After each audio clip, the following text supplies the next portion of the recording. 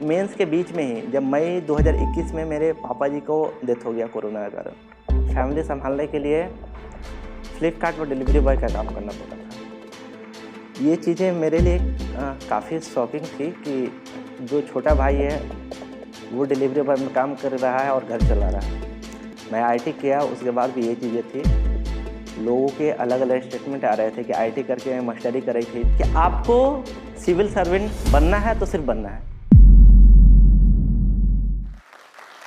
Hello everyone, मेरा नाम सदानंद कुमार है। मैंने 66वीं बीपीएससी में रैंक 8 हासिल किया है और इसमें मेरा सिलेक्शन बिहार पुलिस सर्विस के लिए हुआ है। शुरुआत की मेरी जर्नी देखें तो मैंने क्लास 12 तक की पढ़ाई अपने गांव से ही किया है और यूपीएससी के लिए या फिर सिविल सर्विसेज के लिए मेरा इंटरेस्ट एक छोटी सी स्टोरी है जहां से मेरा शुरू हुआ है। जब मैं बचपन में था, क्लास 5th में था, तो वहाँ पे मेरे प्रखंड में एक गणित दौर हुआ था, मैथ का कंपटीशन हुआ था। उसमें मैंने किसी दूसरे के नाम पे पार्टिसिपेट किया था और वहाँ पे मैंने फर्स्ट प्राइज़ भी जीता था। लेकिन ये हुआ, जैसे ही मैं प्राइज़ लेके घर गया था, पापा दरवाजे पे बैठे हुए थे, तो मैंने लगा कि वो काफ़ी खुश होंगे, मैं भी खुश था। लेकिन जैसे ही मैं घर गया, उन्होंने एक थप्पड़ जोर से मार दिया दरवाजे पे ही। मैं शॉक था कि क्या हो गया, पता ही नहीं चल रहा है कि क्या चीज़ें हो रही है। फिर पापा ने बोला इस प्राइज़ का कोई वैल्यू नहीं है, अगर तुमको कुछ करना है तो नाम बनाओ अपना। पैसे 50 रुपये के घड़ी से कुछ नहीं होने वाला है। तो फिर नाम बनाने की जहाँ तक बात हुई तो बचपन में ही वो हमको जो डिस्ट्रिक्ट हेडक्वार्टर है वहाँ पे बुला के ले जाते थे और वहाँ पे दिखाते थे कि ये डीएम आवास है, ये एसपी आवास है, इनकी रेस्पेक्ट होती है, इज्जत होती है और बहुत सारी सुविधाएं मिलती है। तो वहाँ से एक इंटरेस्ट बना कि हाँ, नाम अगर बनाना है तो फिर ये चीज़ आपको करनी पड़ेगी। जब मैं क्लास 10th में था तो 10th में मैं अच्छा स्टूडेंट में गिना जाता था कि हाँ, गाँव के अच्छे स्टूडेंट थे मैं। और उसके बाद जब 10th का रिजल्ट आया था तो मेरे लगभग गांव में सबसे कम स्कोर आए थे, 64% आए थे। तो फिर लोगों ने ये कहना शुरू किया कि ये तो बस ऐसे ही फेंक रहा था, मतलब असली पहचान था गाँव में बोर्डे में हो वाले, बोलला से थोड़ा ना हो जाले। तो मैं काफ़ी रोया था उस समय। मैं मार्केट में था जब रिजल्ट आया था, मैं रोते रोते घर आया था। तो पापा ने कैसे भी करके बताया कि चलिए इससे कोई दिक्कत नहीं है, मतलब इससे कुछ नहीं होता है, आप तो अगर पढ़ले होगा ना तो आगे कहीं ना कहीं काम आ जाए। तो फिर मैं क्लास 12 के लिए पढ़ना शुरू किया। तो उस बीच में मेरा एक आईटीआई का रिजल्ट आया था और जिसको या तो हमको आईटीआई करना था, नहीं तो क्लास 12 करनी थी, दोनों एक साथ नहीं कर सकते थे। तो हमको फिर वहाँ पे डिसीजन लेना था। 14-15 साल की उम्र थी तो मैंने आईटीआई को छोड़ा और क्लास 12 पे फोकस किया था। जिस लॉज में मैं रहता था तो वहाँ पे कुछ लोग थे, मतलब बहुत सीनियर थे जो जनरल कंपटीशन की तैयारी कर रहे थे। तो वो बोलते थे कि आपका मैथ अच्छा है, आप सीएचएसएल में जो एसएससी का एग्ज़ाम होता है उसमें आप जल्दी ही क्वालिफाई कर लोगे। तो मेरा भी थॉट ये बन गया था कि चलिए हम सीएचएसएल क्वालिफाई कर लेंगे और 20 से 25 हज़ार की सैलरी आएगी, मैं फाइनेंशियली भी फैमिली को कंट्रीब्यूट कर सकूँगा। मेरी फैमिली की हालत इकोनॉमिकली काफ़ी वीक थी। पापा 5वीं पास है और खेती करते हैं और मम्मी मेरी इलिटरेट है। तो इस तरह से मैंने सोचा कि चलिए जल्दी नौकरी होगी तो मैं कंट्रीब्यूट करूँगा। उसके बाद मैंने जब क्लास 12 का एग्ज़ाम दिया तो उसमें एवरेज नंबर आया 71.6% ही मार्क्स आए थे। तो मैं सोचा कि चलिए अब सीएचएसएल की तैयारी करते हैं और जॉब हो जाएगी। फिर मेरे एक भैया ने हमको और पापा दोनों को इंस्पायर किया कि अगर एसएससी करना है तो 1 साल के बाद भी हो सकती है। अभी आप ये आईटी का अच्छा स्टूडेंट है, एक बार आईटी की तैयारी करा दीजिए इसको। तो मैं वहाँ से आईटी की तैयारी करने के लिए पटना चला गया, तो जो कि अगस्त 2013 में पटना गया था। तो उसकी जो मैंने विजन क्लासेस ज्वाइन किया था, सेशन काफ़ी लेट था, लेकिन उसके कुछ जो फ़ी थे वो फ़ी के कुछ पैसे कर्ज से आए थे, ये हमको बाद में पता चला। और कैसे भी करके मैंने इंस्टीट्यूशन में एडमिशन लिया। सेशन लेट होने के कारण हमको डबल मेहनत करनी पड़ी, लेकिन बाद में ये मैं कोप अप नहीं कर पाया था, इसलिए मैंने जनवरी 2013 में मैंने छोड़ दिया और सेल्फ स्टडी पर ज़्यादा फोकस करने लगा। मेंस का एग्ज़ाम था अप्रैल 2013 में, तो उस समय मैंने मेंस दिया था और मैं एक्सपेक्ट कर रहा था कि अच्छे नंबर आएंगे, लेकिन मेरा स्कोर काफ़ी कम आया, मतलब जितना मैं एक्सपेक्ट कर रहा था उससे 50% आया था। तो फिर काफ़ी डिमोटिवेशन फील हुआ।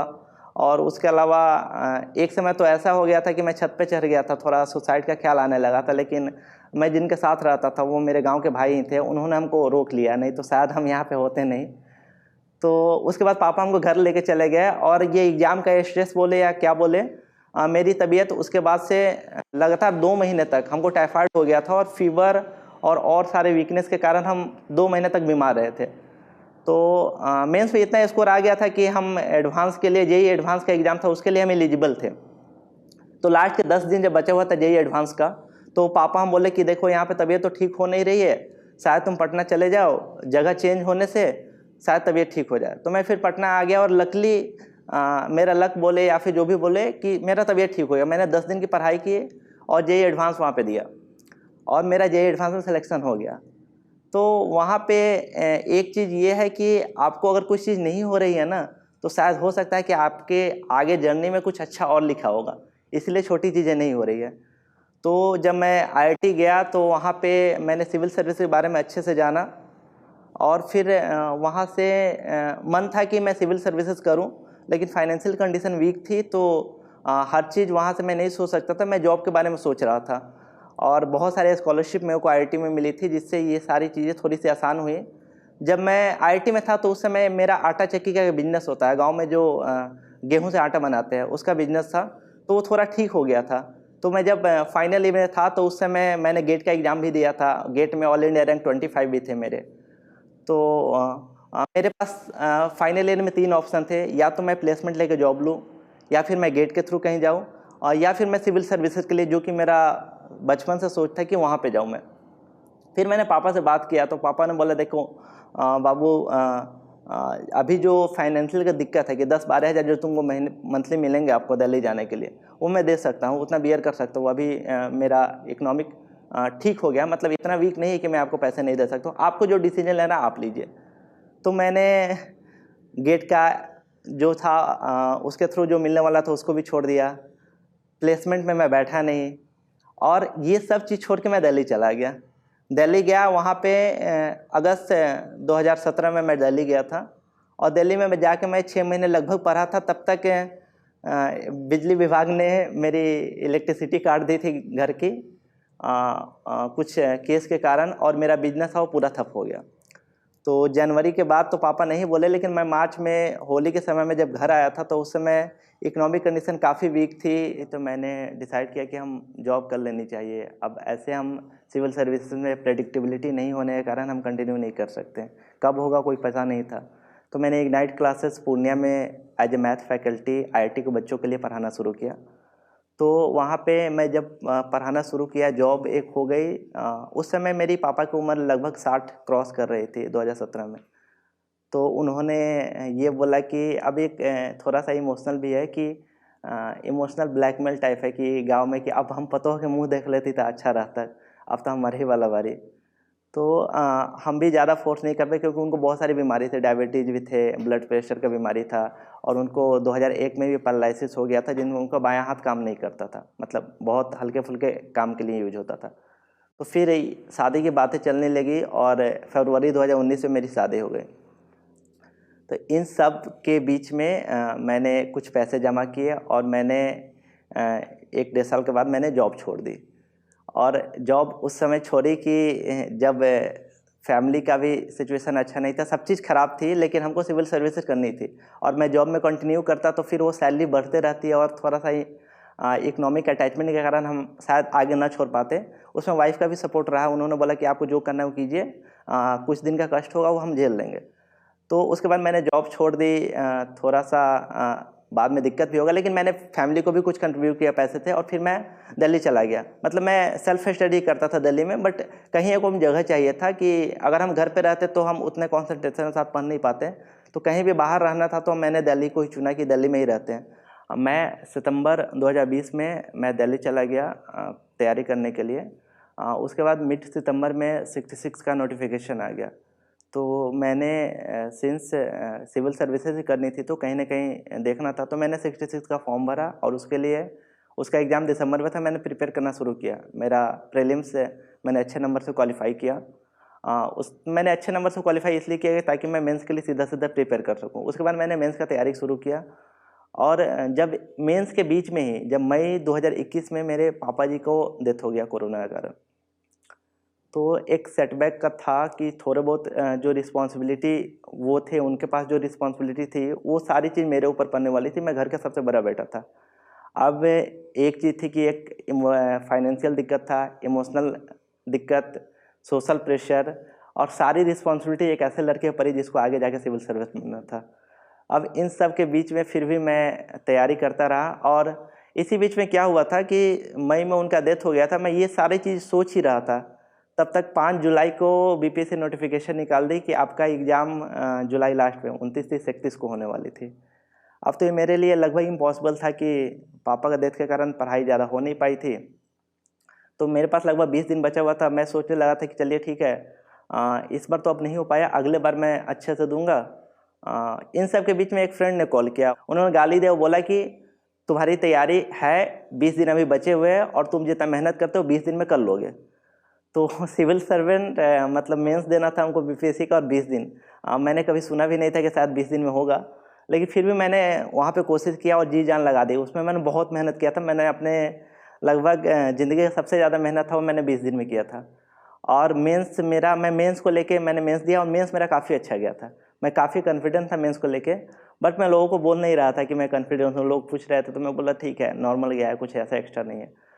तो उसके बाद मैंने इंटरव्यू दिया, और इंटरव्यू में एक ट्रिकी क्वेश्चन, मतलब एक क्वेश्चन पूछा गया था हमसे, थोड़ा सा अलग है इसलिए मैं शेयर कर रहा हूँ कि उन्होंने बोला रामानुजम जब हॉस्पिटल में थे तो उनसे मिलने जॉर्ज हार्डी साहब टैक्सी से गए थे, आप उस टैक्सी का नंबर बता सकते हैं क्या?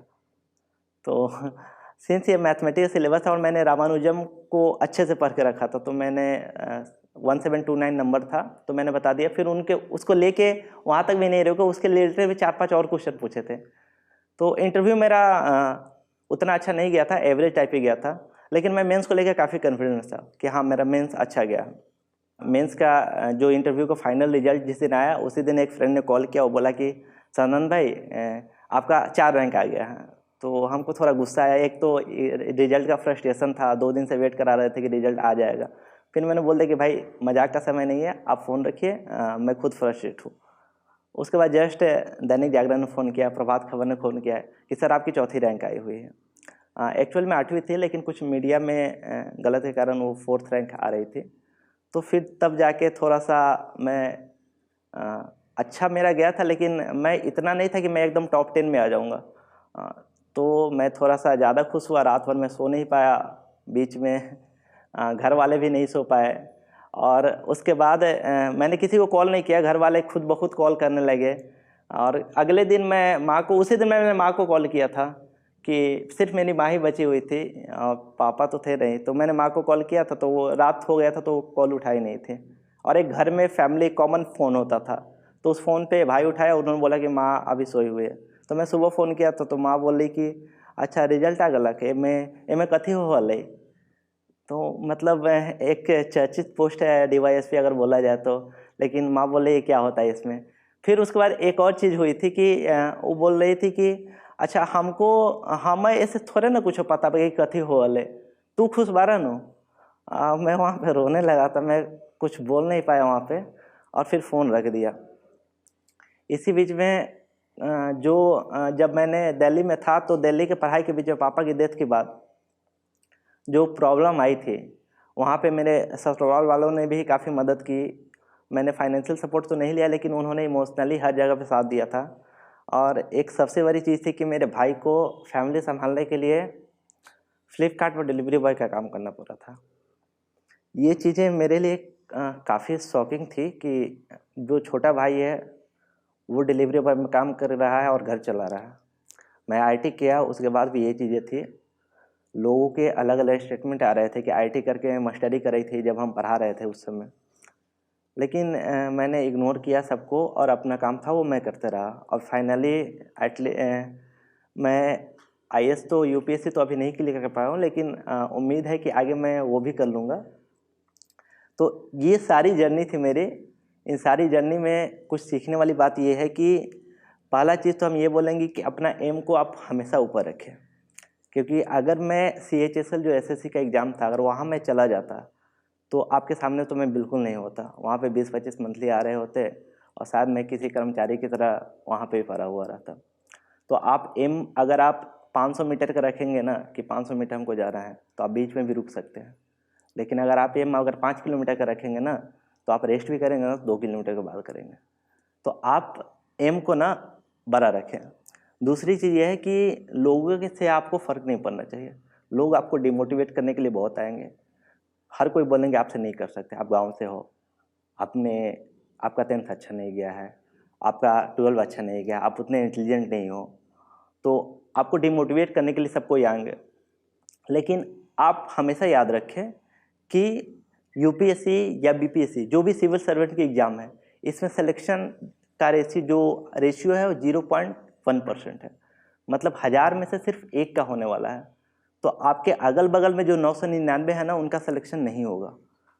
तो अगर जो लोग आपको बोल रहे हैं कि आप नहीं कर सकते हैं ना, वो सिर्फ अपने एक्सपीरियंस पे बोल रहे हैं कि हमसे नहीं हुआ ना, तो इससे भी नहीं होगा। जो लोग आपको रिजल्ट के बाद बोल रहे हैं कि हाँ, हम बोल रहे थे कि हाँ आपका रिजल्ट हो जाएगा, कि जनरली कि शुरू से तू बड़का आदमी बनबा, अगर उनको ये दिया जाए कि अपॉर्चुनिटी कि चलिए आपको सेलेक्ट करना है कि हम वहाँ पे जाए या ना जाए, उनमें 99% बैकआउट करेंगे, वो नहीं चाहेंगे कि आपका सक्सेस हो। तो लोगों से आप डिस्टेंस बनाए, लोगों को ये न बताए कि हम इतना कर लिए हैं। यानी मैंने मेंस के बाद भी नहीं बताया था कि हाँ मेरा मेंस अच्छा गया था। तो आप अगर लोगों को नहीं बताएंगे ना कि हम अगर ये बताएंगे तो उनमें थोड़ा सा दिक्कत होगा, जलन होगी, सारी चीज़ें होगी। आप ये ना बताए कि मैं कुछ कर सकता हूँ, आप ये बताए कि क्या नहीं कर सकते। कि मैं जैसे बात करता था कि हम सिविल सर्विस में गलती चल गई, हमारा बस की बात नहीं की, ऐसे मैं जाकर अंदर में सोचता था कि मैं निकाल के दिखाऊंगा सीधे सीधे, लेकिन बाहर में बात करता था कि हाँ ना, ये गलती चल गई। उससे दो चीज़ें होती थी, एक तो उनका प्रेशर कम हो जाएगा आपके ऊपर, कि आपके ऊपर एक्सपेक्टेशन नहीं रहेगी ये तो बेकार आदमी कहाँ से गलती, एक कुछ ना हो बल्बा। दूसरा चीज़ ये होगा ना कि उनको थोड़ा खुशी मिलेगी, और खुशी बांटना तो पुण्य का काम होता है, कि आपका सिलेक्शन नहीं हो रहा है तो उनसे वो खुश होंगे। तो ये 2-3 चीज़ है। और एक और चीज़ आप बोलते हैं कि एक कॉमन जो है, आप गर्लफ्रेंड रखना एक कॉमन चीज़ हो जाती है। तो आप सिविल सर्वेंट को एज ए गर्लफ्रेंड देखें। आप गर्लफ्रेंड रखने के लिए क्या करते हैं, आप उसके लिए टाइम देते हैं, डेडिकेशन शो करते हैं, अपना हार्डवर्क करते हैं। अगर फिर भी वो ना माने तो आप क्या करते हैं, अपना तरीका चेंज करते हैं कि हम दूसरे तरीके से इसको मतलब अपने पास रखें। सेम चीज़ आप सिविल सर्वेंट के लिए, कि आपको सिविल सर्वेंट बनना है तो सिर्फ बनना है, आपको इसके अलावा कोई काम नहीं करना पड़ेगा। कुछ चीज़ें और हम शेयर करना चाहते हैं कि जब मेरा रिजल्ट हो गया था, मैं एक लाइब्रेरी में गया था जहाँ पर मैं पढ़ा करता था। तो वहाँ पर एक सूरज नाम का लड़का था, उसके दोनों हाथ कटे हुए थे, मतलब वो पूरा फिजिकली हैंडीकैप था, लिख नहीं सकता था, बट उन्होंने उस हाथ से भी कोशिश किया था। जैसे वो देखा तो उन्होंने बोला कि हमको फ़ोटो खिंचवाना, तो मैं ऐसे ही फ़ोटो मतलब सेल्फी ले रहा था। उन्होंने बोला नहीं, हाथ ऐसे रखिए तब हम सेल्फी लेंगे। तो हाथ वो रखवाया। लेकिन दूसरी चीज़ है कि वो काफ़ी मोटिवेट हो गया कि हमको भी आगे चल के जब आप कर सकते हैं हम लोगों के बीच से, तो हम भी कर सकते हैं। तो वो काफ़ी मोटिवेट हुआ। तो मैंने भी बोला कि आपको जहाँ भी मदद होगी, आप इतने हार्डवर्क किए हुए हैं, सब चीज़ आप कर रहे हैं, तो जहाँ पे भी आपको कहीं पे भी दिक्कत होगी, मैं जनरली नंबर नहीं शेयर करता, तो टेलीग्राम आईडी शेयर करता, फिर भी मैंने उनको नंबर दिया कि आप कहीं भी दिक्कत हो आप हमसे कांटेक्ट करें। तो मेरी वाइफ भी वहीं पे थी, वो बस देख के हंस रही थी। और नेक्स्ट डे सेम चीज़, मैं नेक्स्ट डे ट्रेन में ट्रेवल कर रहा था, मैं दिल्ली जा रहा था रूम खाली करने के लिए। अब वहाँ की अभी ज़रूरत नहीं है, पैसे भी नहीं थे अभी तक। तो उसके लिए जब मैं जा रहा था तो एक फिजिकली हैंडीकैप सेम एज का, सेम हैंडीकैप था, एक लड़का भीख मांग रहा था। तो वो मैंने उससे बस थोड़ा सा, जैसे मैं देखता हूँ तो थोड़े अंदर मतलब दूसरी चीज़, मैं थोड़ा बात करने की कोशिश किया, बाबू आप मतलब पढ़ाई हो रही नहीं कर, ऐसे हालत में हम पढ़ाई करेंगे क्या, अभी पैसा है इतने नहीं खाने के लिए और हम पढ़ाई करने जाए। तो मैंने उसको 5 रुपये दिए, फिर उसके बाद वो चला गया। फिर मेरी वाइफ ने क्वेश्चन किया, कल जो सेम लड़का था, आपने उसको इतना मोटिवेट किया, अपना नंबर दिया कि आपको कहीं पर भी दिक्कत होगी मैं आपको हेल्प करूँगा, इससे आपने कुछ वादा नहीं। हमने देखिए 2 चीज़ें यहाँ पे, जो लड़का लाइब्रेरी में मिला था ना, वो अपनी हिम्मत अभी तक लड़ा हुआ है, मैदान छोड़ के नहीं भागा हुआ है। और ये लड़का है ना, हिम्मत हार चुका है। तो जो हिम्मत ही हार जाए ना, वो कुछ नहीं कर सकता है।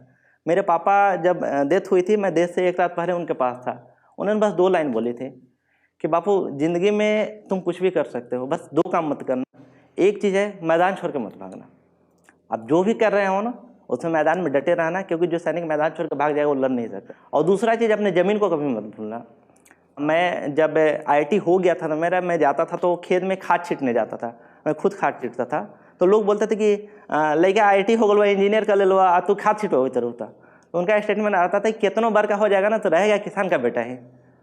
अब कितना भी कुछ कर ले तो आप अपने ज़मीन को मत भूलिएगा, और उसके बाद मैदान छोड़ के नहीं भागिएगा। ये 2 चीज़ें हमको हमेशा याद रहती है। लास्ट में मैं एक कलाम साहब की कोट याद आती है इन सारे डिफ़िकल्टीज़ में। उन्होंने ये बोला था कि man needs his difficulties because they are necessary to enjoy the success.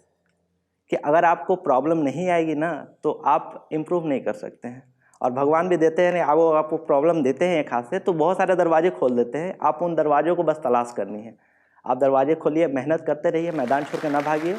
तोरा सबके अगर ऐसा लग रहा हो कि जोश टॉक्स बिहार जमीनी स्तर के कहानी, किस्सा और लोग सबके जीवन यात्रा अगर दिखा रहा है तो एक सब्सक्राइब करूँ, लाइक करूँ आ वीडियो शेयर करते रहो।